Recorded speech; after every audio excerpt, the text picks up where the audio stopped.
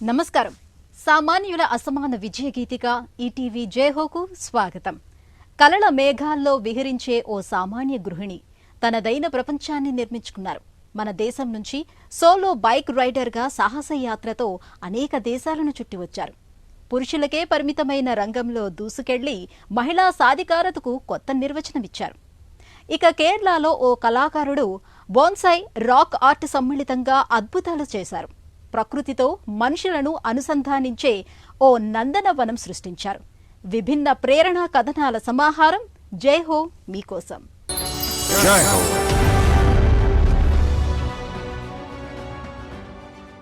ఉరిమే సవాళ్లను తరిమికొట్టారు. ఉపద్రవాలను తట్టుకుని ముందుకు సాగారు.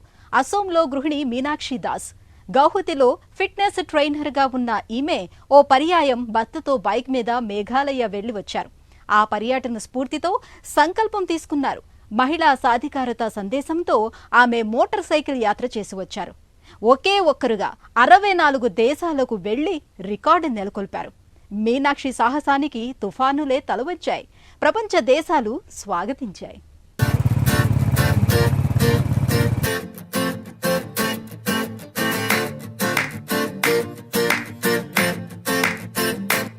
ఆ మహిళ దుమ్మురేపుతూ కొండదారుల్లో బైక్ మీద దూసుకెళ్తూ ఉంటే దేశాలు స్వాగతించాయి. శిఖరాలు దారిచ్చాయి. తుఫానులు తలవంచాయి.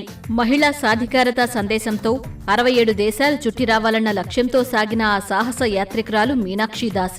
అసోం రాష్ట్రం గువాహతికి చెందిన సాధారణ గృహిణి ఆమె. సోలో బైక్ రైడర్గా విశ్వయాత్ర చేసిన తొలి మహిళగా సంచలనం సృష్టించారు. 2023 డిసెంబర్ 17న ఆరంభించిన బైక్ యాత్ర 2024 డిసెంబర్ 22న ముగిసింది.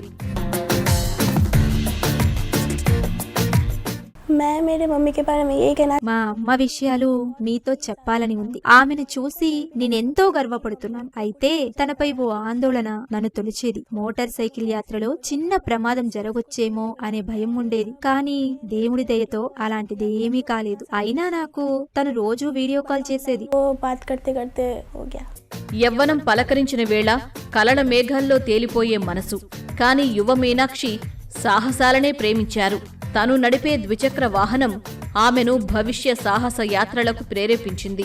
అసోంలో పుట్టిన మీనాక్షి ఈశాన్య భారతంలో ప్రకృతి సౌందర్యానికి నెలవైన ప్రదేశాలను బైక్ మీద వెళుతూ అన్వేషించాలని మనసు ఉరకలు వేసింది. వివాహానంతరం భర్త వేదాంత వెనక కూర్చుని బైక్ మీద పయనించేవారు. అలా అరుణాచల్ ప్రదేశ్, మేఘాలయ పర్వతదారుల్లో పయనంతో ఆమె ఊహలకు రెక్కలొచ్చాయి. తనే బైక్ నడుపుతూ సాహస యాత్రలతో సాగిపోవాలని నిశ్చయించారు.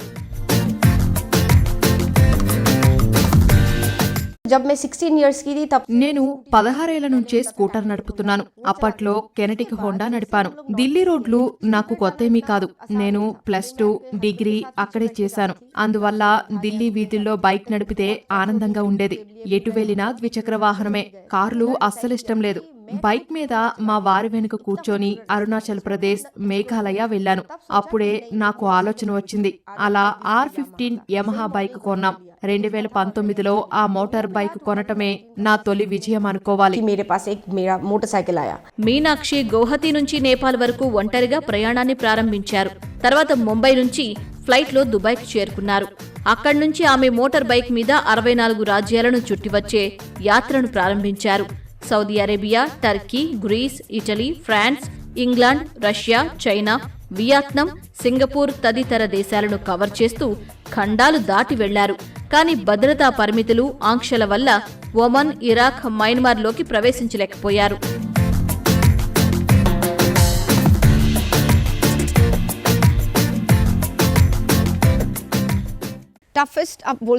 ప్రయాణం ఎక్కడ కష్టంగా అనిపించిందంటే ఏం చెప్పాలి, ప్రతి పయనం ఓ పెద్ద సవాలే.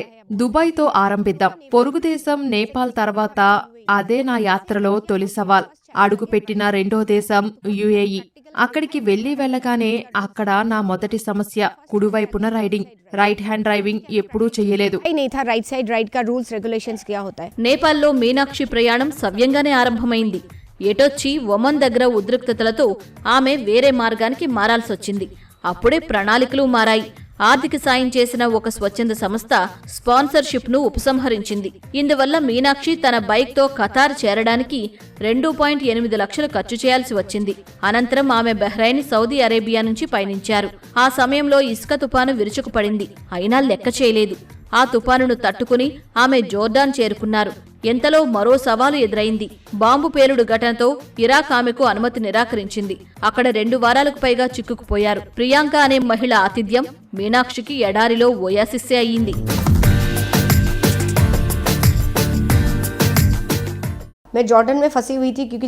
జోర్డాన్ తర్వాత నేను వెళ్లిన దేశం ఇరాక్. అయితే నేనక్కడ చిక్కుకుపోయాను. బాంబు పేలుడు జరిగిందట. భద్రతా కారణాలతో ఇరాక్ నన్ను అనుమతించలేదు. తరువాత బెలారస్ దేశం, అది నేను ప్రయాణించే దేశాల్లో ఉంది. కానీ రష్యా, ఉక్రెయిన్ నడుమ ఉద్రిక్త పరిస్థితి వల్ల అక్కడ నన్ను రానివ్వలేదు. మరో 3 లేదా 4 దేశాలున్నాయి, కానీ వీసా సమస్యలు. మీనాక్షి బైక్ యాత్ర ఘనంగా ముగించుకుని కుటుంబంతో ఆ విజయాలను ఆస్వాదించారు. అర్థం చేసుకుని ప్రోత్సహించే భర్త, తన బంగారు బిడ్డ నిషిత, ఆదరించే అత్తగారు, చుట్టూ అందరూ మిత్రులు, శ్రేయోభిలాషులు. దాతలు ఆర్థికంగా తోడ్పడితే దేశమంతా తిరిగి మహిళా సాధికారత కంటే స్త్రీ విముక్తికి మరో మార్గం లేదనే సందేశాన్ని అందించాలని ఉందట.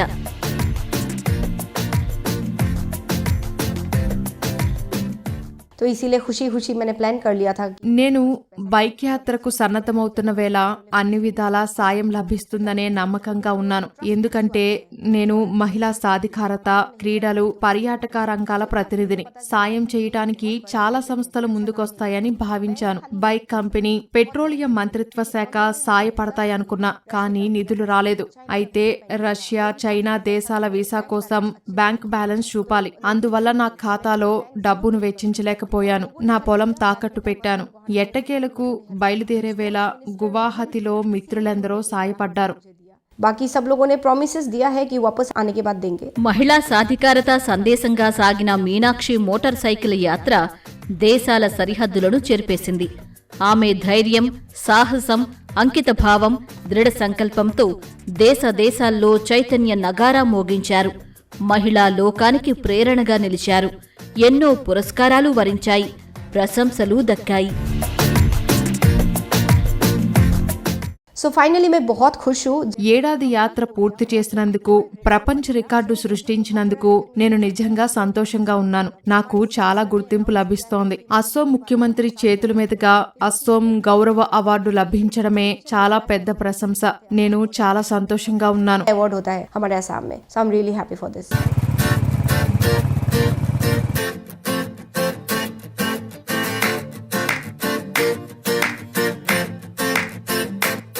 కేరళ సాంస్కృతిక రాజధాని త్రిశూరులో ఓ కళా నిలయం.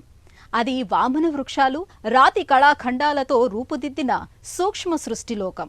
ఆ ఆహ్లాద సీమలో బోన్సాయి వృక్షాల చెంత దైవమూర్తుల ముచ్చటైన కళాఖండాలు, రాతి కవచాల్లో కొలువై మురిపించే ఇష్టదైవాలు, తుషారాల జల్లులలో తూగుటుయ్యాలులూగే ఇలవేల్పులు, దేవభూమికే ఆకర్షణగా ఉన్న కొత్త బంగారు లోకం.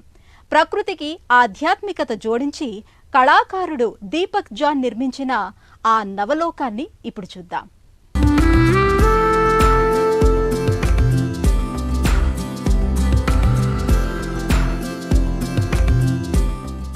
ప్రకృతితో మనిషికి అనుబంధం పెంచుతున్న ఈ కళాకారుడు బోన్సాయి వృక్ష నిపుణుడు. సూక్ష్మ పర్యావరణ వ్యవస్థ తయారీలో ప్రసిద్ధుడు. పేరు దీపక్ జాన్. ఊరు కేరళ రాష్ట్రాన త్రిశూరు. పచ్చదనాన్ని ప్రేమించి హరితవనాలు పెంచిన కుటుంబం నుంచి వచ్చారు. ప్రకృతిపై అపార ప్రేమ. ఈ ప్రేమే తర్వాతి కాలంలో తన కుమారుడితో ప్రత్యేక అనుబంధాన్ని ఏర్పరిచింది. పచ్చదనంతో చిన్ననాటి పరిచయం కళతో, ఆ ఎకాలజీతో జీవితకాల బంధానికి పునాది వేసింది. എന്തെങ്കിലും ആർട്ട് രീതിയിലേക്ക് കൊണ്ടുവരാനൊക്കെ మా తోటను కళాత్మకంగా ఉంచేందుకు నిరంతరం కృషి చేస్తున్నాను. ఇందుకు నా కుటుంబం సహకారం ఎంతో ఉంది. వాళ్లకి తోట పని చాలా ఇష్టం. వాళ్లే నాకు ఈ పని నేర్పించారు. వాళ్లకు నేను ఈ విషయంలో ఎప్పుడూ అండగానే ఉన్నాను. ప్రస్తుతం ఈ తోటను నేను నిర్వహిస్తున్నాను. తోటను చూసేందుకు ఎందరో వస్తారు. അപ്പോൾ കുറേ പേര് കാണാൻ വരാറുണ്ട്.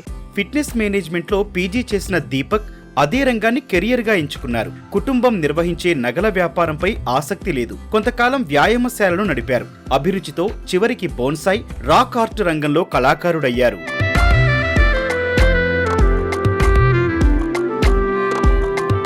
ഇവിടെ ഒരു കുറച്ച് കൊല്ലങ്ങളായിട്ട് మాది త్రిశూరు జిల్లా వల్లచిర. ఎన్నో ఏళ్లుగా నాకు కళాభిరుచి ఉంది. నాలో కళాత్మకతను మరింత సుసంపన్నం చేసుకుంటున్నాను. నేనిక్కడ ఓ అందాల తోటను సృష్టించాను. మీకింకా తెలుసుకోవాలని ఆసక్తి ఉంటే హెవెన్లీ గార్డెన్ ఆఫ్ వల్లచిర అని టైప్ చేసి అంతర్జాలంలో శోధించవచ్చు. నేను ఫిజికల్ ఎడ్యుకేషన్ లో డిగ్రీ చదివాను. అనంతరం పూణేలోని సింబయోసిస్ యూనివర్సిటీలో మాస్టర్స్ చేసి ఇంటికి వచ్చాను. మా కుటుంబానికి బంగారం ఆభరణాల వ్యాపారం ఉంది.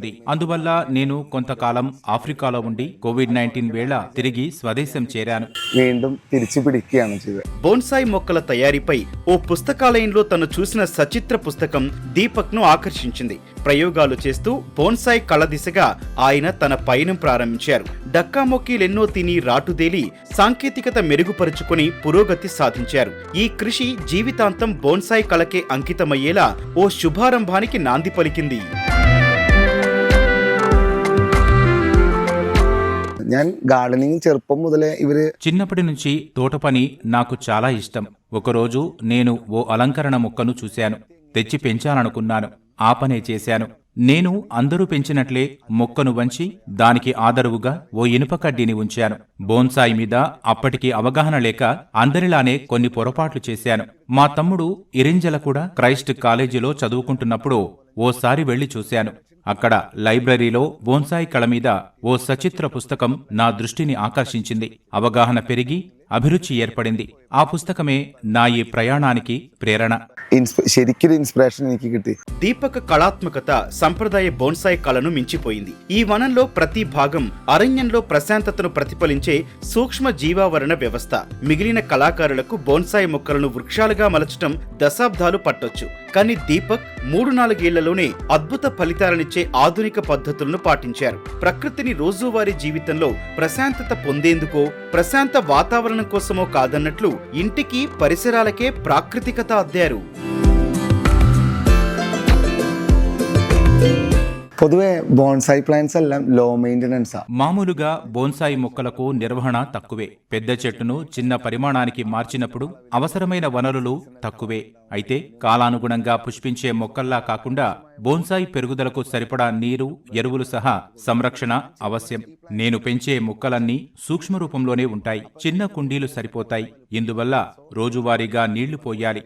ఇది ప్రతిరోజు చెయ్యాలి. నేను ఎక్కువగా మొక్కలను ట్రేలో ఉంచి పెంచుతాను. ఒకవేళ బోన్సాయి మొక్క పెద్ద కుండీలో ఉంచారనుకోండి, ఒకరోజు నీళ్లు పోయకపోయినా ఇబ్బంది లేదు. ഒരു ദിവസം നന മുടങ്ങിയാലൊന്നും വലിയ പ്രോബ്ലം ഒന്നും ഉണ്ടാവാറില്ല. తొలి రోజుల్లో అనేక సవాళ్లు ఎదురయ్యాయి. సామాగ్రి లభ్యత లేదు. మార్గదర్శనం కరవైంది. దృఢ విశ్వాసం, కుటుంబ సహకారంతో విజయం సాధించారు. ఓర్పు, నేర్పు, సహనంతో ప్రకృతి ఇచ్చే ప్రశాంత వాతావరణం సృష్టించి అద్భుత లోకాన్ని కళ్ల ముందుంచారు.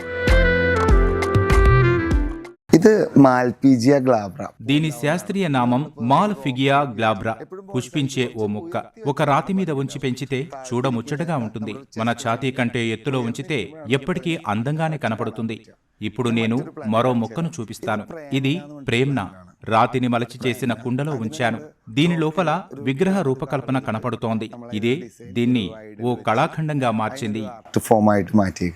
దీపక్ కి ఫికస్ బోన్సాయ్ కళ ఇష్టం. కేరళ వాతావరణానికి అనువైన సూక్ష్మ వృక్ష కళ ఇది. శ్రీకృష్ణుడు ఉయ్యాలలో ఊగే వైనం దీపక్ ఓ అద్భుత సృష్టి. ఇంటి ప్రాంగణాన్నే ఉద్యానవనంగా మలిచారు. కళకు ఆధ్యాత్మిక కోణం జోడించిన ఈ బుద్ధుడు యోగ ముద్ర నుంచి ఆలోచన ముద్రలోకి వెళ్తాడు. దీపక్ అటవీ వాతావరణాన్ని నడిమింటికి తీసుకొస్తారు. ఆయన కళాఖండాలు అందరూ ప్రకృతితో తిరిగి అనుసంధానమయ్యేలా ఉంటాయి. బోన్సాయి వృక్షాన్ని చిన్న చెట్టుగా చూడకూడదు. ప్రేమ, ఓర్పు, పచ్చదనంపై గౌరవాన్ని ప్రతిబింబించే కళ.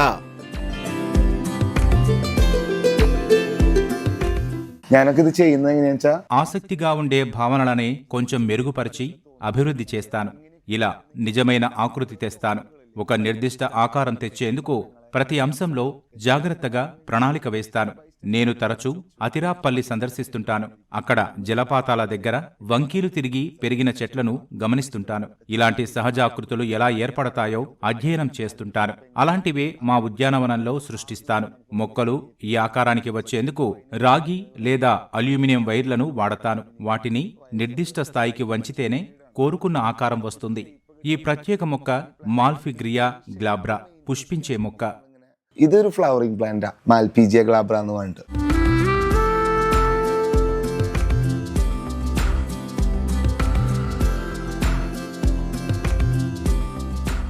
ఒకే ఒక్కరుగా మోటార్ బైక్ మీద ప్రపంచ యాత్ర చేసిన సాహసనారి మీనాక్షి దాస్, వామన వృక్షాలు, రాతి కళతో నవలోకాన్ని ఆవిష్కరించిన దీపక్ జాన్ ఉభయలు వేరువేరు రంగాల స్ఫూర్తిదాతలు. మరిన్ని కథనాలతో వచ్చే వారం జైహోలో మళ్లీ కలుద్దాం. నమస్కారం.